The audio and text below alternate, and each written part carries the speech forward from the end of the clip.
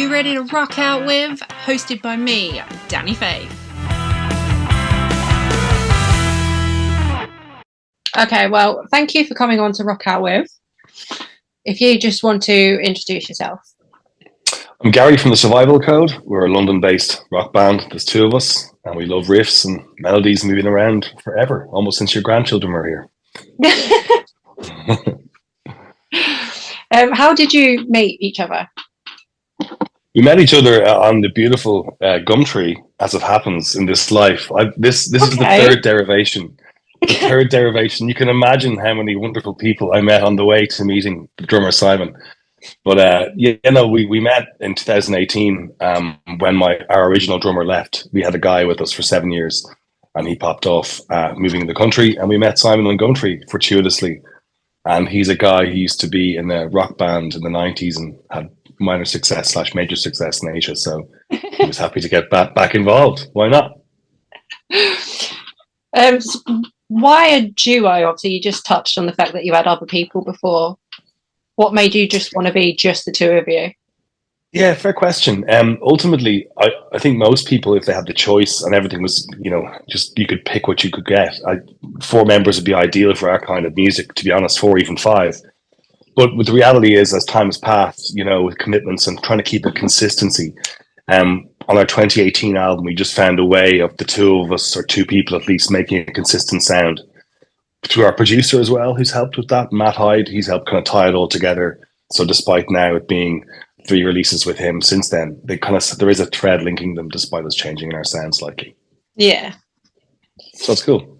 And what about when you go out live? Do you bring session musicians along, or is it just the two of you in a backing track, or how does it work? Yeah, no, very fair question. It's 2 of us in a backing track, to be honest, because at the end of the day, our digital profile kind of gives us a false impression of our crowds live, to be honest. We get a decent crowd live, but nowhere near our digital presence, because on Spotify alone, we've been getting over 15,000 listens a month for years, but we don't get that kind of in a room. But so it would come down to our shows, really, So if we had over a certain number, we definitely have somebody else on stage, but it's just about economies of scale at the moment, and being sensible.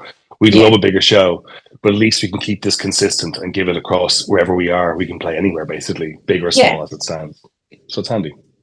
So do you use session musicians in the recording process, or is it just the two of you and your producer, Matt? Exactly that, just the 2 of us and the producer, Matt. Back in the day, we used to use violins and kind of oboes and cellos and all these lovely instruments. But we kind of just gone away from less kind of emphatic Silverchair sounds and more just rock sounds. So yeah, no, we don't. We can play everything. We put on the music ourselves these days. So yeah, that's part of the fun of it, really, and the challenge is playing the stuff, So that's kind of what we like to do. Yeah, so at least you're not out there like him behind the drums with a bass, a guitar, as well as drumming. Exactly. That might be more of a USP, though. That might work. Might do that next time. Could work, yeah. So you're releasing a single every single month this year, which is kind of cool, and why I wanted to speak to you. Cool. Okay, nice. Yeah. Can you talk me through that process a little bit? Like, what made you want to do it once a month, and how does it benefit when the full album finally gets out there? Great question. I might have to answer that question when the album's out. But no, generally speaking, jokes aside, it's one of those things. It's like, how do you market anything? I suppose traditionally in the day, it was like album comes out after a single or 2. You're kind of used to a single leading, and you kind of get used to the taste of what's coming, and you buy an album. But you read and you hear so much these days about the algorithms, and obviously streaming platforms play such a huge, they play such a big part of the game now. You can't discount them too much. So I certainly read most things are single orientated these days. So the idea was to challenge that, because our song, the only one, most people don't even know our band name, but we have a song called So Serious, which has over nearly 1.7 million streams on Spotify alone. It's particular. No other platform as it happens, but on Spotify, it has that. Because of that wonderful time, which we shall not speak, from 2019 to 2021, exactly right. We won't talk about that. But because that happened, the song kept going, and it kept the traction kept going, So we were kind of thinking, well, I don't know if this single, is necessary. This kind of, anyway, we decided after the 4 years of up and down, recording so many songs. It's a very long answer, I'm sorry, but the answer Oh, is that's that fine. we wanted to get the idea that ultimately focus on the song per month, you know, with the idea that let's see if this is true or not. Is it single orientated? If you drop an album after dropping singles, you know, can it work? What do you have to do with the album to make it different? Obviously, you can't just put the same 12 singles. It then won't be interesting anyway. They already have the song. So Yeah. it's one of those things. It's I don't know if it's going to work yet, but it's certainly been a lot more work than we thought it would be.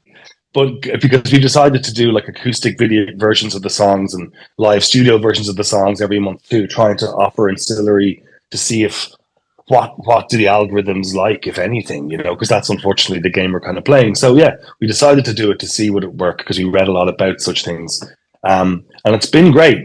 And it's been an endeavor because every month we've got different artwork. Obviously, we've got different focus, different music videos. Yeah. So there's a lot to put out there. It's just a question of for anyone else doing it or thinking about such a strategy, you know, it is important. Obviously, we want to try and plan ahead as best you can because even the best laid plans fall apart slightly at the last minute because there's so much to do.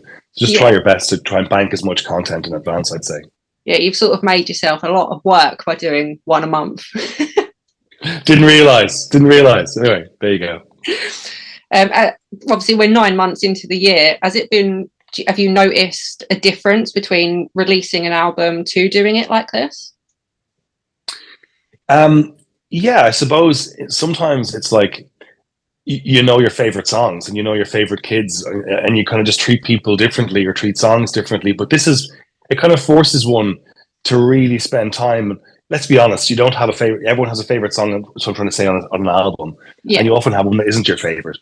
But we have to focus on every song for a month. It's kind of strange. So we do have our favorites and our least favorites, but we kind of fall in love with every song again, kind of in this process, to be honest, because you do spend that month kind of with it absolutely entirely, you know, doing acoustic versions of it, doing live streams with it. So yeah, no, it's been very intimate. That's the word I'm looking for with each song. You really get to know them properly. And because like we started doing artwork related to the themes, so we have like 200 pieces of art that are from the lyrics of the songs.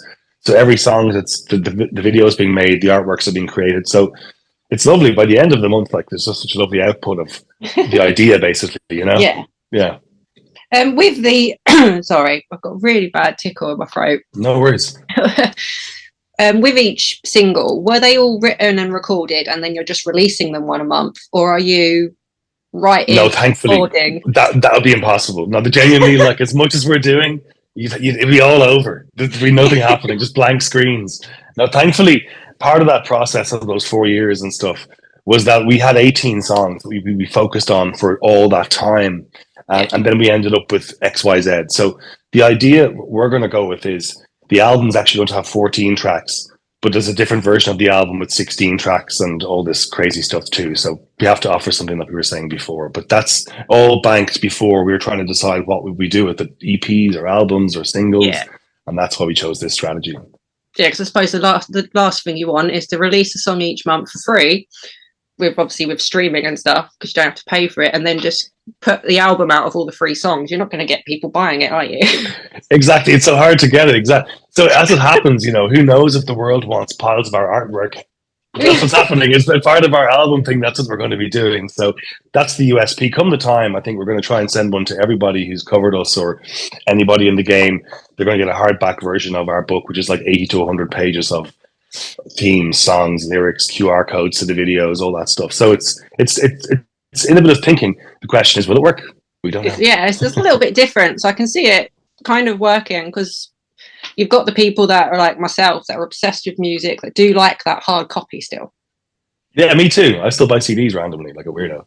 Yeah, it's like, but obviously, as you said, the Spotify and the streaming is very much taken over. Unfortunately, yeah, but you have to pay account to them. You just do. But yeah, at the end of the day, I still buy albums because I know artists benefit from that a little bit more anyway than the streams, as we know. Well, yeah, I mean, a stream is like what 0.0001 of a pence. It's depressing, but we shan't go into that, I suppose. But I did notice when I looked on your website that you've got the book for pre-order, and I was quite interested in that. So that's going to be just all the artwork and the lyrics and stuff. Yeah, so the idea is every song will have its feature. It's going to have the themes, the artworks, the lyrics, QR codes to a lot of the media we have out there. And because a lot of the artwork's been used kind of animation format, or there's been lyrics or words over it, a lot of the artwork's actually quite cool in its own right. Some of them took weeks to make, you know. So we're going to give that, some of the ones that matter, its own credence. So yeah, Yeah. hence some will have more pages than others. But yeah, we think it's quite cool. We're literally in the midst of the last 2 weeks of organizing the whole thing with an aim to have it printed in the next 2-3 weeks. So then we'll be everywhere going, "Hi guys, look at my book." So yeah, we'll be annoying everyone books soon and the idea of what's coming. But yeah, that's the idea. Will there be a tour once it's all out there? Hopefully, to be honest, we haven't planned one yet, but 2019 was we did 2 UK tours, and the idea would absolutely be to do a tour. But we don't want to do a tour unless we can try and get a glean of an idea of what it's going to be like out there. So we're still trying to get an idea of the next few months. I work in an events company with a slightly bigger band as well, and in music. And just even seeing them, and they get their cap is between 500 and 800 per venue usually. And just watching their lives still in this new era of Brexit and various things, it's very difficult, to be honest, to make money, even when the band makes money. So we don't yet, as it happens. So that's another whole other conversation. Join the club. But no, exactly right. So we do want to tour. We will be out there. We do always get asked that, and we're kind of defaulting to our studio and live streams in the short term. Sorry, but we'll definitely be out there. We'd have to just figure out when's the best and how's the best way to do it. Yeah, because the live industry is a bit pants. I went to one in the summer, great big stadium. So it's the Motley Crue Def Leppard Stadium tour, and it was, nice, yeah. It was half empty. Oh no, which venue did you go to? The Wembley Stadium. No way. Yeah, and it was there was people being able to buy tickets at the door on the day. That's how empty it was. Oh no way. I didn't know that. So no wonder you got two great big huge bands like this. If they're struggling to fill a venue, no wonder the smaller bands are. Yeah, it's mad. That's crazy. You know, and the small ground level music is a whole different conversation, isn't it? It's never been harder. It's like there's very few people organizing the whole scene these days. So if you're not their best mate or their most priority, you're just not getting a shot, you know. So it's a whole chapters probably. We should be talking a couple of weeks again about all this. That's not kind of getting on. It's like, it's crazy. Like, yeah. So yeah, but we do our best anyway. We do our best, try and play our shows, try and get out there and just try and make some money from the merch, that they just won't take all the money at the venue, hopefully. Yeah. What kind of venues is it that you're currently playing? Is it like actual venues or pubs or? Oh, well, venues in reason, like when we do our tours, like 70 to 100 caps, so like Suburbia, the likes of that, and Southampton, and the likes of things, you know, all like if it's an O2, it'd be the version 2, wouldn't be the main venue. But no, because over the years, because I've started working with a more reputable band in the eyes of the music industry, those phone calls, like calling the venues myself, is no longer that much of an issue, because even getting heard in the first place is the hardest thing sometimes, just getting that minute on the phone to get your point across, you know. And it's such a numbers game, whether it's streams or whether it's views or whatever it is, you know, you're probably not going to get a shot unless you've built up something in advance. So it's a tough game. Like, you know, it's not impossible by any means. You know, I've still seen people bounce all over the place, but it's just sometimes a surprise, and it's often just a surprise to them as well, you know. Yeah. I mean, we've taken to I got stickers printed up of our band name, and we just started sticking them on venue, like bathroom mirrors and stuff. Be like, someone will notice. How's it going? Have you got any traction or? We got a couple of new people going, "Hey, I saw your sticker on this." So the old ways still do work. I'm not out there flyering every day like they did back in the 80s. Yeah, no, that's cool. I've often thought about that, because I see stickers. I'm like, I read your band name, so I'm like, yeah, like they must still work as long as you don't tear them down, etc. Yeah, that's cool. Exactly. Just do it as well. Just put your band name sticker everywhere. Yeah, everywhere I can. That's the plan. I definitely will. And QR codes are cool as well. I think they're really smart, you know. Yeah, exactly. Because then they can just go tick and then right. That's the key. So that's the whole idea. So I have to figure out the next few months, because it's just been so single focused the whole year so far. To be honest, we haven't caught up with ourselves. This is the first month we're now up with ourselves. So when the album's kind of ready, it'll be more album focused and maybe less about each song and more about the whole package, because it's kind of some people have only heard one song this year naturally because the way things work. So yeah, I'll just hopefully be able to package the story better in the next few weeks and be like, hey, about my book again, hey, and so on. So that's the idea. When is the album due for release? Because obviously if you've done a single every month, the December would still be a single month, wouldn't it? It is. So there'll be a single out. The idea was to have a single out the second Friday of every month. So on December, unless I'm mistaken, I think it's the 8th and then the 15th. So the 15th is the album date. It's coming out. And the single will be out on the 8th. So yeah, we'll be certainly in everyone's face, hopefully on social media and various places. You might come across us somewhere talking about it and giving details. But that's the idea, it's the hope. And there'll be 2 extra tracks, like I say, on the album, and there'll be 4 extra tracks on the deluxe version of the album. So just trying to give some extra versus, what's already out there. Yeah. What kind of formats will you be releasing the album on? Great question. At the moment, probably just CD, cassette, and the book itself. We haven't really gotten further than vinyl's amazing. We love vinyl, but the runs and the run times are kind of crazy in general. So we need to probably get a better idea again of numbers. So we'll probably release the album. Our hope is that the album is so unique, the deluxe version of it, that will get some notice, even if the music isn't appreciated, and that's fair enough, because it's going to be a unique take on the release. So we're hoping through that might get a conversation going. So maybe it might even be next year when people start revisiting all these musics and songs that we've done, I mean, I definitely like vinyl, but I have seen, and I was speaking to a few bands recently, they are releasing more and more on cassette. Where did that come from? I don't know. It's crazy, isn't it? Like, I can't keep up with this. No. And it's like, even like fashion, I've given up a long time ago, but dressing it's literally like 1998 again. It's fantastic. But it's like, I didn't know that was happening. Like, cool baggy pants are back. It's mad. Yeah, and it's crazy, especially like with the music industry, because you've got more like 80-ish sounding bands, and then you've got the 90s grunge sounding bands coming back. It's great. Yeah. It also means that the formats are coming back alongside the streaming, and it's like, big time. It's crazy, but at least it's something to sell, right? In the sense that for a band perspective, right, at least there's something to be, because some people don't get that. Even like, I'm sure your listeners know, and I'm sure most people in the industry know, but it's like the average venue takes 25% of any item exchanged on their premises. Yeah. Isn't that just bonkers? We know that, but even like to the outsider. So when you go to a big show and it's £40 for a t-shirt, which it was recently, I went to Gojira, and you'd almost balk at it and be like, XYZ the band a bit, But, in fairness, that's £10+ is going straight off the bat just to somebody to demand their tent. So it's just a bit of sympathy, maybe not with the huge bands because they have enough fans, but in the sense of certainly small bands, they're not making all the money, it seems. Certainly not, So, yeah, it's tough. Never been harder. Just to start selling it outside the venue. I've heard that. Or renting the pub across the road. I've heard this is ingenuitive. Yes. Nice. They can't charge you if you're not selling it on their venue. Yeah, I heard that. That's nice. Good thinking. Have you done that yet? No. It's definitely smart, though. Definitely good idea. So what inspires you creatively? What inspires the songs? Is it a joint effort, or is there one bulk songwriter? Yeah, I'm kind of the bulk songwriter. It's definitely been me over the years. And it was a project I started just to kind of like, everyone has a way of coping with stuff, and mine was writing songs. And yeah, like most people are in bands, that's a common answer, I suppose. But that was what I did. And, at the end of the day, I haven't given up. So part of our USP has been longevity at the end of the day. Yes, we've had a couple of different derivations.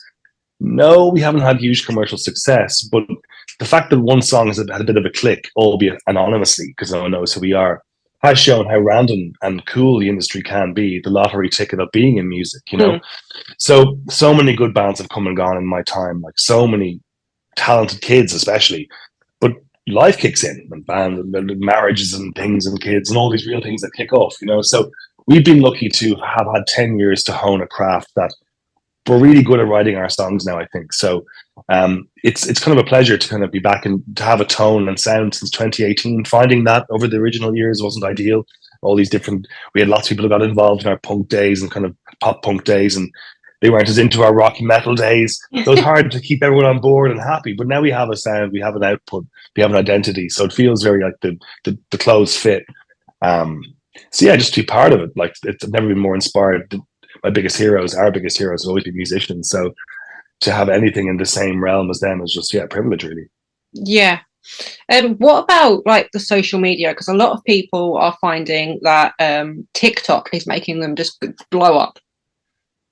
So, like, do you find that with certain areas of social media, or do you tend to just stick to? I don't stick. No, I don't. I try not to be archaic. You got to be. We got to move with the times, right? So we're on all platforms that I'm aware of that we should be. We're on TikTok. We have a TikTok. Check us out. But it's one of those things. It's one of those things where it's like, I think the certain. Yeah, if we did a bit of a dance to one of our songs potentially, or maybe every platform's its own kingdom, isn't it? Really. Yeah. So some people can be YouTube stars or Instagram famous, and it's kind of that kind of way. So perhaps stupidly, we're kind of touching all of them because we aren't kings of any of the kingdoms. So we wouldn't mind just even being princes somewhere.